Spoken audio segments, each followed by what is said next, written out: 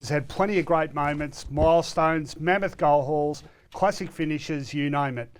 Let's check out the very best from the Pantheon because like the Peanut Man bombing up at seemingly every VFL and VFA game in the 1980s, so are the rounds of our lives. Yeah.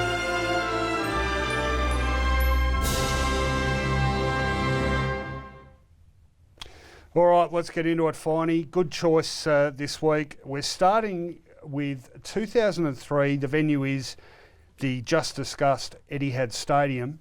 The player in question is one Matthew Lloyd, Essendon spearhead, at the peak of his powers at this point, Finey. Essendon playing a down-and-out Western Bulldogs. They're down the bottom of the ladder. The Bombers are still back in the 8. That's how long ago it was. And a great day for Lloydie. Let's have a look at some of his best work. Bird gets it out further to Bullen. Bullen's kick was a beauty. Right to the man of the moment, Matthew Lloyd. Would be a very good chance from this distance. So Matthew Lloyd, not used to having the breeze in his face here, so he was quite legitimate in throwing the old turf up in the air. Will it make it? It has. At half back, and it comes straight back in. McVeigh again, look at the kick straight down the throat. Pretty off. Off hands, Darcy.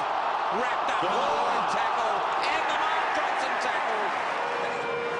Lloyd comes in for goal number 4 of the quarter, and he's got it. Goal number 66 for the year for Matthew Lloyd. I can't recall a tackle for the last 3 passages of play. As the ball's kicked forward by Haynes out towards Lloyd. And here he's kicked 7 this afternoon. This for goal number 8 and the record. Congratulations, Matthew Lloyd, the greatest Bomber goal kicker ever. The Bombers' skills have been pretty tidy. Now the kick to Lloyd on the lead. And he marks.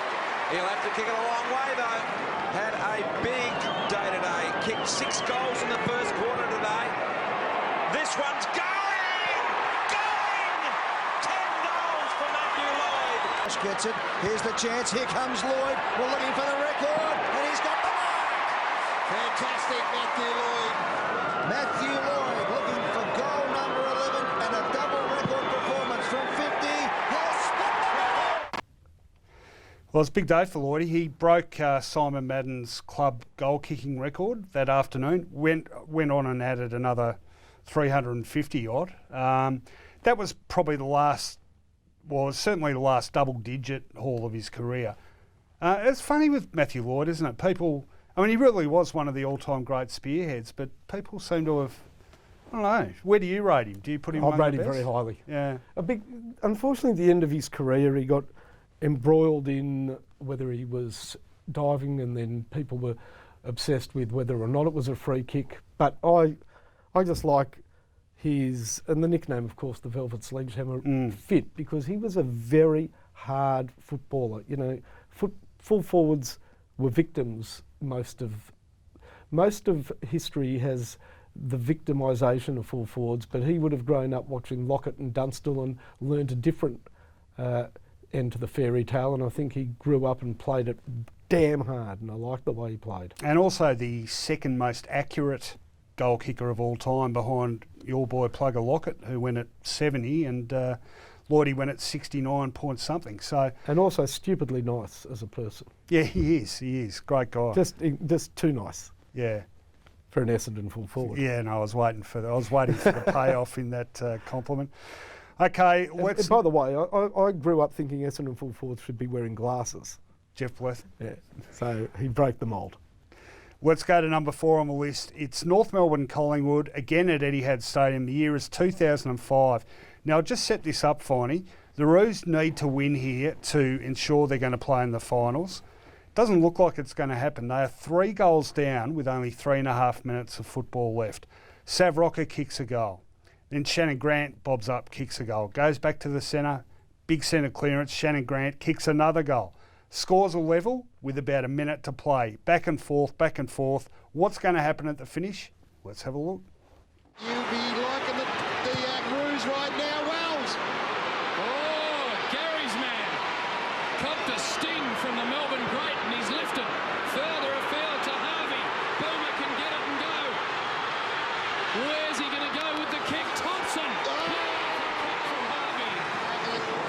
Oh, talk it through, boys. Let's have a look at the set shot from here. 42% for Nathan Thompson. They need a score with 13 seconds left. It is going. Nathan Thompson gets the fist pumping and goes cop some of that. We're heading to the finals. Oh, Nathan Thompson, the double cobra. The double. Good on you, Tom. I love the man. He's lived off that for about the last 10 years too, great. hasn't he? Another great man. This Yeah. is the great man round. It was a great effort. Okay, let's go to number 3 on the list. And the year is 1993. The venue is Princess Park. The teams, perhaps surprisingly, or if you've got a short memory, Adelaide and Fitzroy. And Tony Modra, who's burst onto the scene that season, is about to kick his 100th goal. Let's have a look. Rick Anderson kicks the Crows forward. They trail by 10, but Modra has marked 35 metres from goal. He will be kicking for goal number 100 for the season. A magnificent season this player has had. He has thrilled the crowds. Come from nowhere, has he? He has. Taking a few deep breaths, Pete, and the Enormous talent. police have gathered behind the goal. I don't think that'll stop them getting onto the ground, though. Tony Modra, goal number 100 for the season. He kicks. I think he's got it. Well done, Anthony Modra. Great effort by the champion full forward. Here they come. Modra getting mobbed. And we can only hope from the Crows' point of view he doesn't get injured, because this could be pretty dangerous, really. The sentiment's right, but really... I suppose you could think his lucky stars is here and not over in Football Park, because there would you be 45,000 of those fans. I think it's a shame it's not a football park. What I love about that clip, Finey, is the way Peter McKenna and Don Scott are there. And I think is it Don Scott who says just as well it was at Princess Park. Peter McKenna, of course, disagrees with Don Scott and says it should have been. And Peter McKenna is the expert in getting mobbed after kicking 100 goals, after all. I love these security guys. They all look like sort of extras in Mall Cop. Paul Blart, Mall Cop. Sort of not exactly your fighting fit security guards, but they formed a cordon. Well, you know what's easy a soft jello-ish cordon. Like my gut. What's easy to forget about Modra in 93 is that prior to that season, he'd only played 8 senior games, kicked 10 goals in the first game against Richmond at the MCG, and that just started him off. He kicked double figure hauls 3 times that year, took mark of the year. Spectacular footballer. End of the year with 129 goals. And ended his career, I think, with up around the 700 mark. Spectacular leap. And he was everything that they wanted Hodges to be when they were formed, Scott Hodges. They wanted a hero full forward, and they got it in the kid from the Riverland. Absolute star. All right, let's go to number 2 on the list. Now, it's been a big week talking about milestones and games records. Well, let's go back to the first man to reach the coveted 400 figure, none other Finey than the great Kevin Bartlett. It's 1983, round 19, the MCG, and it seems every Collingwood and Richmond fan have turned out for the occasion.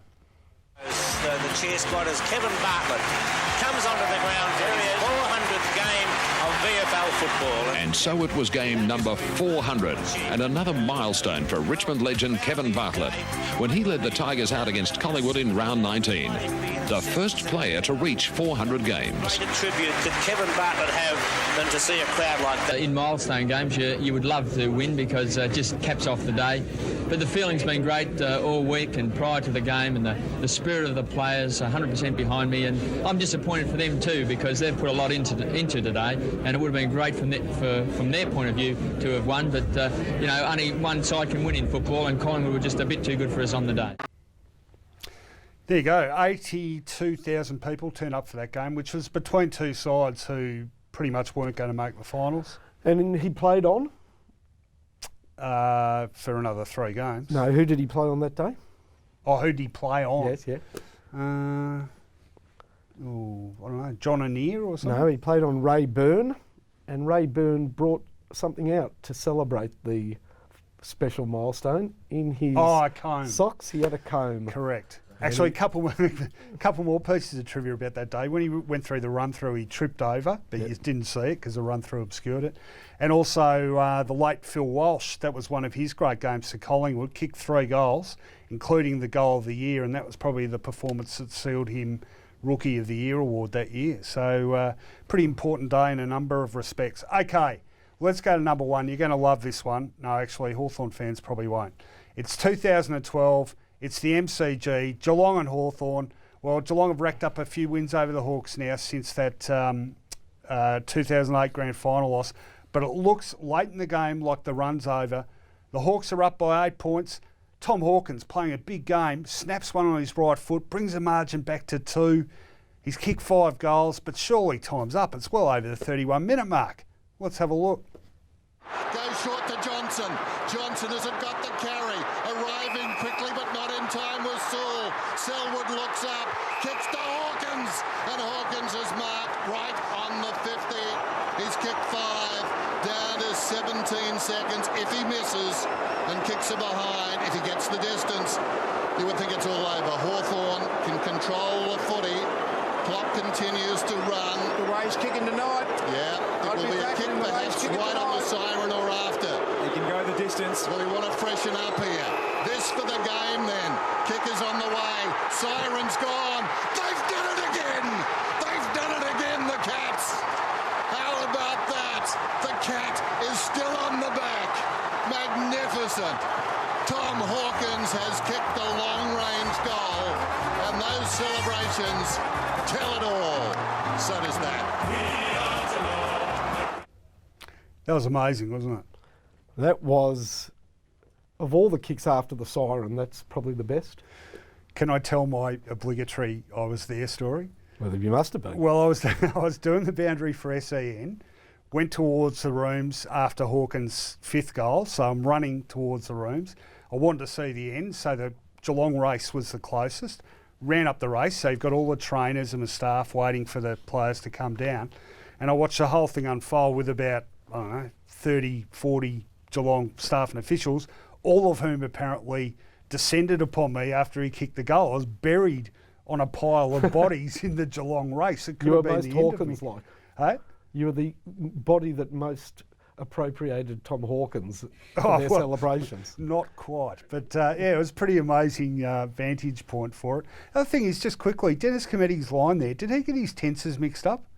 They did it again. They did, and that's why I think he said it again. They've done it again. He got caught between saying they did it again or they've done it again, and he said they've did it again. Anyway, we'll pretend otherwise. You're a great caller, Dennis. We all know that. And a great moment in footy history.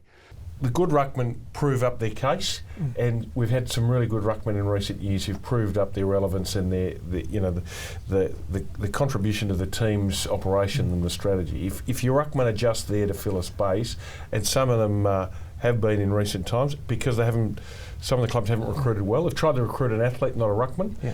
Most ruckmen are not athletes. If you get one that has a bit of athleticism, even better.